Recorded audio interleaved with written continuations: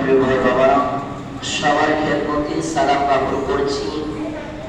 আসসালামু আলাইকুম ওয়া রাহমাতুল্লাহি ওয়া বারাকাতুহু ওয়া মাগফিরাহ।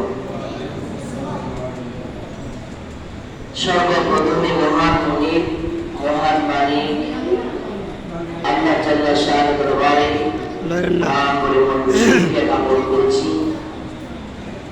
যে আল্লাহ পাকের অশেষ মেহেরবানিতে পবিত্র রবিউল আউয়াল জশ্নে ঈদ মিলাদুন নবী সাল্লাল্লাহু আলাইহি ওয়াসাল্লাম মাসের আজকে তৃতীয় জুমার দিনে জুমা নামাজ আদায় করার মতো আল্লাহ পাক আমাদেরকে সুবর্ণ সুযোগ দান করেছেন, শারীরিক মানসিক সুস্থতা দান করেছেন, ফিতনা ফাসাদ থেকে হেফাজত করেছেন।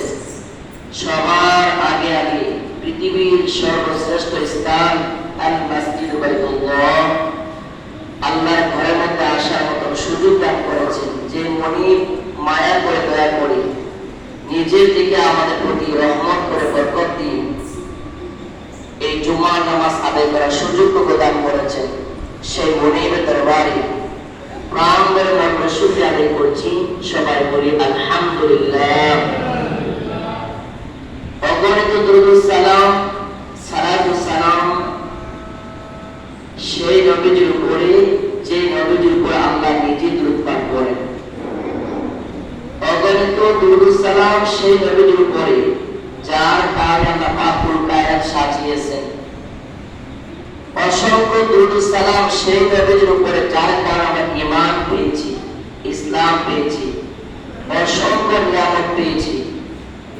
অগণিত দুরূদ সালাম সেই নবীজির উপরে যে নবীজির কারণে আল্লাহ পাক গোটা পৃথিবীর জমিনকে মসজিদে পরিণত করেছেন।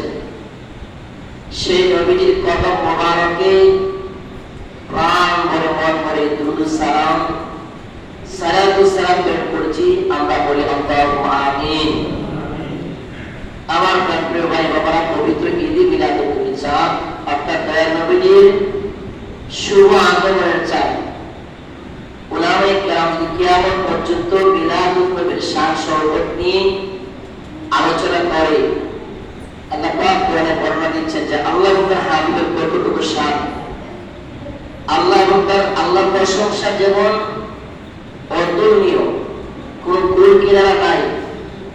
আল্লাহর প্রশংসা যেমন একটা সীমা নাই, অসীম, তার হাবিবের শান শরবত অসীম।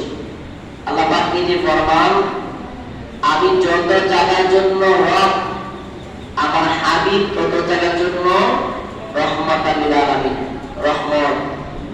আল্লাহ পাক বলতেছেন আমার উলুহিয়াত, আমার রুবুবিয়াত, আমার পরিচয় যত দূর, আমার হাবিবের সীমানাও তত দূর। সুবহানাল্লাহ।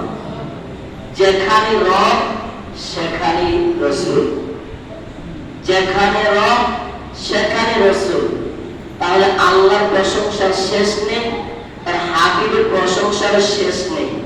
আল্লাহ পাক তার হাবিবের ব্যাপারে ঘোষণা দিচ্ছেন, ওয়া রাফা'না লাকা যিকরাক। বন্ধু, আপনার প্রশংসা, আপনার শান শওকত, আপনার মর্যাদা আমি আল্লাহর শিখর থেকে শিখরে, অর্থাৎ সর্বনিচ থেকে সর্বোচ্চ আমি করে দিয়েছি।